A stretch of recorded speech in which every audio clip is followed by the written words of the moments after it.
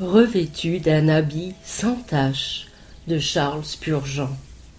Le lit sera trop court pour s'y étendre, et la couverture trop étroite pour s'en envelopper. Ésaïe, chapitre 28, verset 20. Quel merveilleux privilège d'être chrétien, de croire en Christ. Ô mon âme, repose-toi, le souverain sacrificateur a accompli une parfaite expiation. Tu as beaucoup de biens en réserve, non pas pour plusieurs années, mais pour l'éternité. Repose-toi, mange des mets spirituels succulents, bois les vins vieux et réjouis-toi. On ne peut pas dire à ton sujet « demain tu mourras », parce que tu ne mourras jamais, puisque ta vie est cachée avec Christ en Dieu. Tu n'es pas insensé de te reposer, car la chose est légitime, puisque ce repos est celui que le Seigneur des armées a pourvu pour tout son peuple.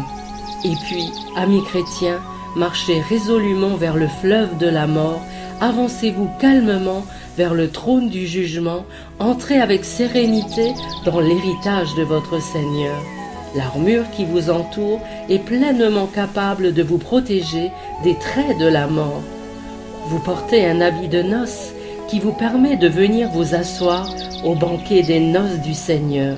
L'habit royal qui vous environne vous équipe pour tenir compagnie à Jésus, le roi des rois, quand il vous fera entrer dans le secret de sa chambre et vous permettra de goûter d'une sainte et étroite communion avec lui.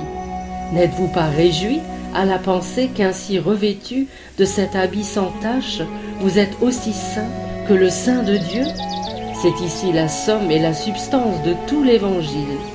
Reposons-nous sur ce lit, car il convient parfaitement.